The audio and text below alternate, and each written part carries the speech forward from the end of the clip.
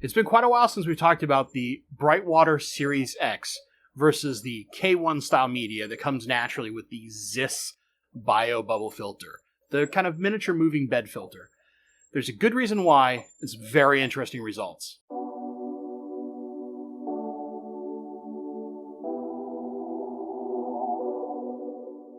Hello everyone, this is Bentley, and today we're going to cover an experiment that I did for quite a while and some testing on the Brightwater Series X media.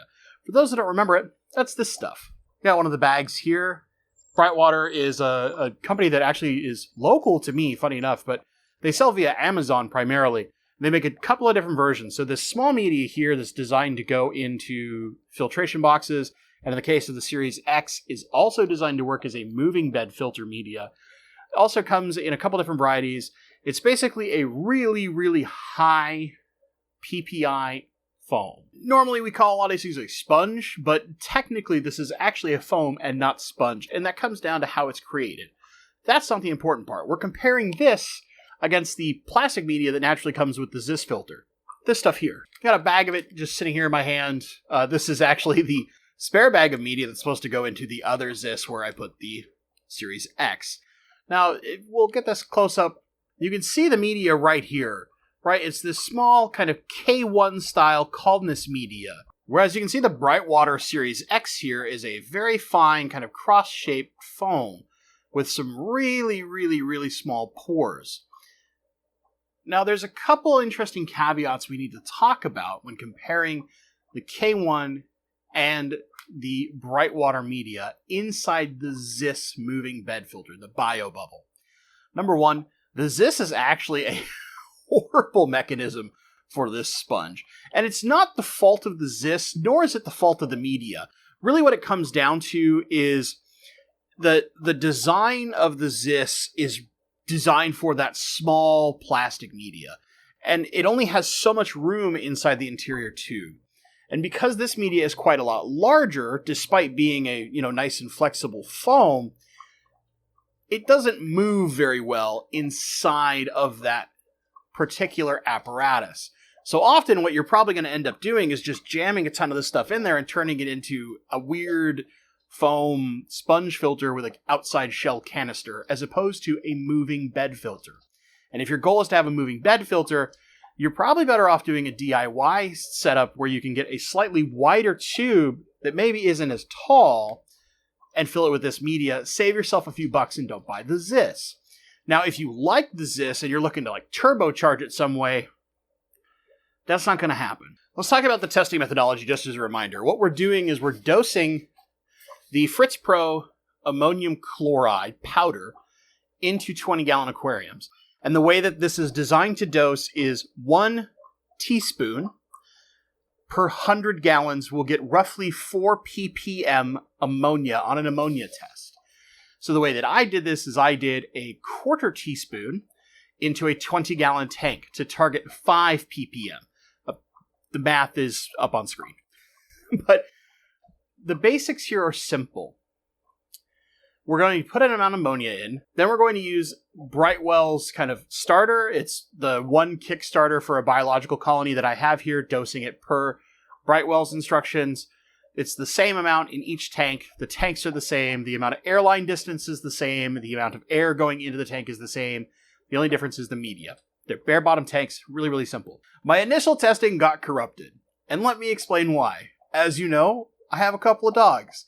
One of those dogs, decided to rip up some stuff, and it got into the tank, which, if you've noticed in the back of my videos, there's like a grate that sits, you can't see it right now, but you can hear it. I'll rattle it a little.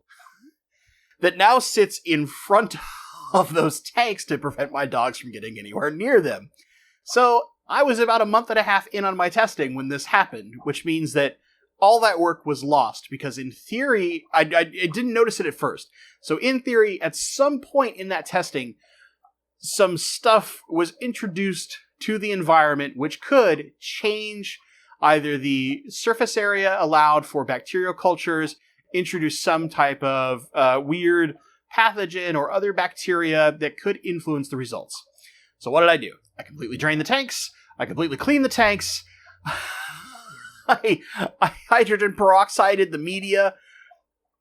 I started fresh. It sucked. Hence why this has taken so long to get to you. Restart, all the same settings, get everything going. Here's the thing that's interesting. Until I started pushing extremely high amounts of ammonium chloride, and I'm talking like, instead of a quarter teaspoon to the 20 gallons to make 5 ppm, nearly a full teaspoon to make a really, really, really high concentration of ammonia. The difference between the two is very small. Now keep in mind, I'm using roughly about a third of a package of the Brightwater Series X. Just for reference, each package of Brightwater Series X contains 100 pieces of media.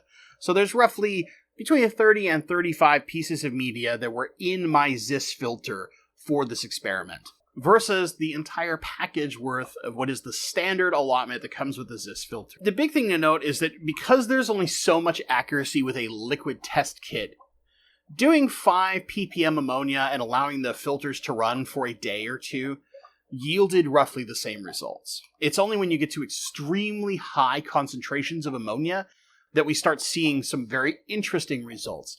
And rather than put an entire logbook of information in front of your face of every time I tested, how much ammonia appeared to be present based on a test, I'll just give you the rough down here.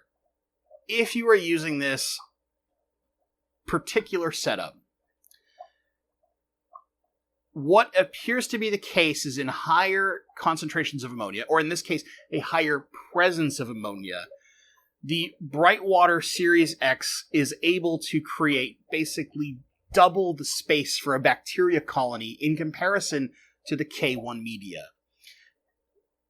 How do I come to that math? It's really simple. In putting the concentration up over 10 parts per million, so doing half a teaspoon of ammonium chloride as a dose into a 20-gallon tank, I noticed that there was no change in the regular Ziss with the K1 media for 2 days. It appeared basically off the charts on my API test kit, and this is a brand new fresh test kit. In the case of Brightwater, within 2 days, it was under the very top of the scale. So it's chewing through significantly more ammonia present. And on the third day, it was gone. It was handled entirely, whereas the third day, it was the time where I finally started to see the K1 media dip under the maximum amount that the test kit can handle. Does this really matter? Are we going to produce this much ammonia in a fish tank? Not really. Nothing that we're going to use the Ziss for. So I don't think it's a how do I put this? I don't think it's fair to be like, the Ziss sucks, or this media is not worth it. I think they both have extremely good purposes. The one thing that I did notice in my testing is when I started adding flake food, toward the end, the last month I started adding a very specific amount of powdered flake food to create particulates. The filter with the Series X, the water was extremely clean. The Ziss, I could see little particulates floating through the water. I kind of like how you can see it's a little cloudy in the tank behind me because I recently fed, and there's little stuff that the cories have kicked up. It had that appearance where it just looks a little cloudy compared to nice, clean water. And all that comes down to is there's only a little bit of coarse sponge in the Ziss normally. It's not designed to filter out particulates. This has nothing to do with the filtration capacity. It is purely an aesthetic appearance to your eye, personal opinion. What's the real takeaway here from this testing? If you need an extremely high biocapacity, I would not look to the Ziss. But also, I think if you're doing an extremely high biocapacity, you're doing it at something bigger than a 20-gallon tank. I would start looking toward something like the Brightwater media, just because it creates so much more surface area to feed large colonies of bacteria. Now, are we ever going to produce that much ammonia in a tank? Not likely.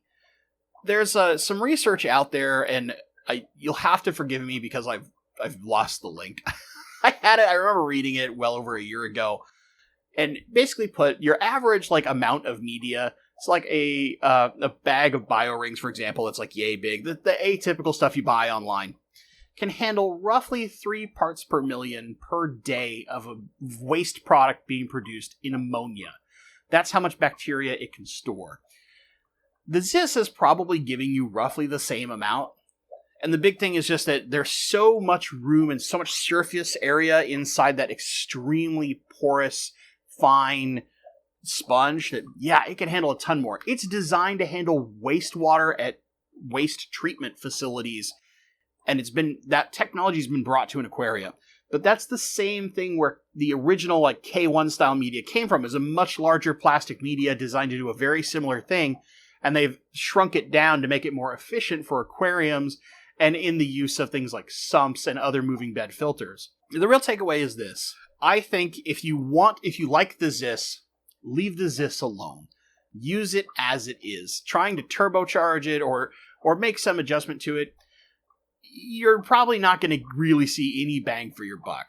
Now, if you want an extremely good media and you're looking to either make a moving bed filter or have a filter that have a like powered filter and really up the capability of it, that's where I'd start looking at the Brightwater very, very seriously, because it is an extremely nice mechanical filtration foam sponge. I mean, technically it's a foam, but we all think of them as sponges, right? It's really, really nice stuff. And it's easy to clean. You can literally just, the way I cleaned it when I was done, I just pulled it all out. And I actually looked at it and thought about it. Like, I would just put it in a nylon bag if I was trying to do that particular method again. And I literally just took it out, squeezed it in some old tank water. It came clean in with a minute. I mean, I just sat and squeezed it and squeezed it and squeezed it. It was clean, and I just plopped it back, and it was fine. Where I'd really, really like to use this stuff, I think, is if you were doing a full moving bed filter in a sump for like big fish. Monster fish is what this was designed to handle. This stuff's amazing. It's really, really, really good. But I think if you're doing small community fish and you're looking for a small in-tank option, I think the Series X, just, you're not going to really push it to the limit of where you need something like the Series X. I think you'd be better off getting some of the other types that they do and not doing moving bed and using their foam in a different capacity, like the Series H in the back of a hang-on back, or some of the cuttable foam that you can get where you can get just the blocks of it and cut it to shape. That stuff's great. And I'll be using quite a bit of it actually here very soon in a sump for a large tank that I'm working on sometime. I can get a couple days off. I think I'll try and get that thing going. So, in the end, I think both are good. I think it all depends on your personal goal. For me, if I'm doing a sump, I like that Series X a lot. I would do it instantly over any style of K1 media. The K1 can be kind of expensive. The Brightwater is not that expensive in the grand scheme of things, but if you want to get it really, really dense or get quite a lot of it, it will cost you similar to what good K1 media is going to cost you. The only other small thing that needs to be known, because of the way that this foam is designed, which, let me grab it again for you. Because of how this foam is, it holds quite a lot of air at first. So one tip that I was given from the folks at Brightwater directly is try to get as much of it in densely as you can at first in order to help saturate the media. It will take time to saturate the media. The other kind of trick that I would actually suggest is get a bunch of this in a small media bag like you would for your bio rings, or you can get like some nylon or something like that. Pack it in there really, really tight, and then tie it around like a rock, or put a rock on it. So it's pushing the air out in a tank and helps seed that media ahead of time and get it saturated. This will, if you put this in a sump and you're doing a proper moving bed with this stuff, it won't take too long, maybe a week or two during its process to get itself saturated and be good. And going in there every once in a while and giving it a nice squeeze to help push the air out, or doing that at first, will help this media sink faster. That's a big complaint I've seen online, is a lot of people, there hasn't been great instructions about that, but it's really important to know this. Where the plastic media just takes a while, it tumbles kind of funny until it really settles up with its bacteria and starts its proper tumble. The difference here is really minimal. Basically, it's coming down to personal preference. And if you're doing an extremely high bio load, like big monster fish that produce lots of waste in a really large tank, that's where I would look toward doing this stuff in a big moving bed filter instead of the K1 style media. If you're trying to do the Ziss, just leave the Ziss as it is. It's a fine filter as is, as long as like particulates floating in the water don't bug you. If the particulates bug you, look at a standard sponge filter or some of the other options that are out. That's it, guys. That's the final review of the Brightwater Series X versus the Ziss K1 style media. I know this took forever.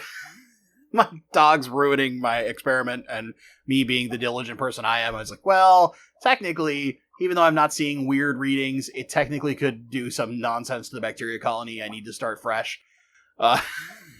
It was obnoxious, but at the same time necessary. So what I'd love to hear is your comments down below. For those of you who have tried Brightwater so far, let me know your experiences. For those that have the Ziss, let me know your experiences on the Ziss too. I have a couple different Zisses. I'll be honest, they're not my jam, but I am also, like, I get frustrated seeing particulates in the water. And in the end, if I'm going to do an air-driven thing, I'm probably going to look at a sponge filter instead. That's just personal taste. It's not to say there's anything bad with the Ziss. I've run several Ziss, 3 actually to be precise.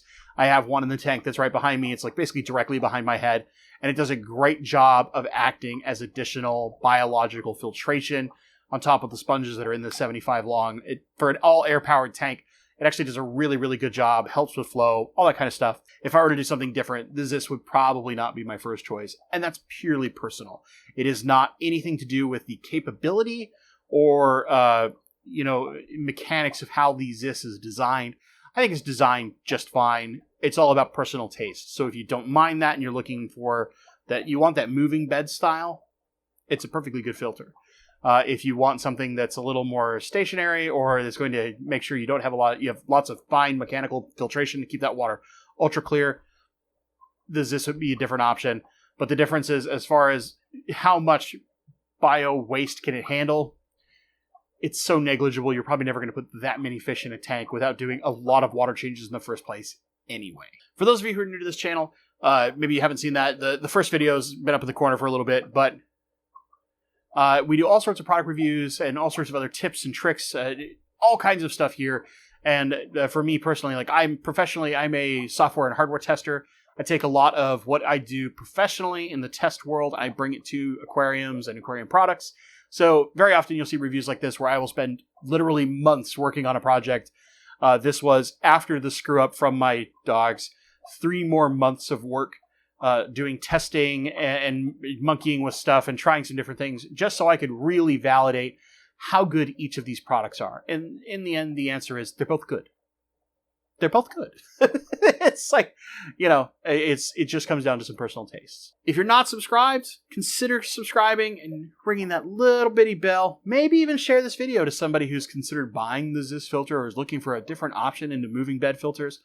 All that kind of stuff, liking, commenting, sharing, subscribing, really helps with the magic YouTube algorithms. It helps show that, hey, that crazy guy who takes months to test stuff, it's actually kind of interesting. I think more people should watch this stuff or whatever. If you think I took way too long and how dare I talk bad of the Ziss, or I'm just a shill for Corey because I'm using the Ziss as my testing mechanism, hit the thumbs down twice. I don't know what you want from me. As always, guys, thank you so much for watching, and stay awesome.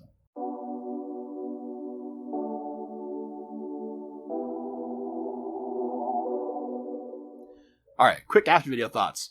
I've got some stuff from Brightwater that will get tested. Like I said, I'm putting a bunch of stuff into Sump here soon, and I actually got like a brick of their sponge media that I'm gonna doctor and turn into either a sponge filter or a input filter for a canister, or not a canister, probably a hang-on back. I haven't really figured out what. To the folks at Brightwater, thank you so much. I do need to. I should mention that this was provided to me. It was not purchased, but I did purchase all the Ziss filters. So when I complain about them, know that it's because I paid money for them. But yeah, the results are pretty good in the end. the Brightwater can do some really amazing stuff. If you're doing like a really dense African cichlid tank or something where you really have a high bio load, I would seriously look at their foam. It's really nice stuff. It is a little expensive compared to some other options out there, but I think if you mix it with a couple other things, or their ceramic media. Their ceramic media is amazing. I've been like casually testing it in a few other places, and I'll start talking about that soon. I haven't done any like massive scientific level tests yet. That's going to come in the future, but I really wanted to do the Series X because the foam just is so interesting to me. And I can seriously, like, let me grab this stuff. You know how I never edit anything. This has like such a cool velvety texture. I literally play with this stuff. Like whenever I realize it's by me and I can grab a piece of it, I'll just sit, like fiddle with it while I'm thinking, or like if I'm trying to figure out how I want to do a particular video, I will monkey with this stuff. It sounds so dumb, but I'm like a fidgeter by nature, so having something like this that's got this like cool texture and it's soft and pliable, I just fidget with it. And I must be some kind of weirdo, but whatever. Anyway, guys, thank you so much for watching. For the members out there, there's some polls that have come up recently. Please make sure you voted in them. Also, I'm really, really sorry to the guy that I faced in fantasy football last week because my team absolutely demolished him. Russell Wilson threw 5 touchdowns for like the second week in a row. Tyler Lockett had 3 touchdowns in the first half alone. I have both of them because I'm a homer. I'm a Seattle Seahawks guy. I picked them extremely high, even though I probably shouldn't have, and yet I am undefeated in my fantasy football league. The Seahawks are undefeated as well. Clearly, Russell Wilson is my boy and the real MVP. As always, guys, thank you so much for watching, and stay awesome.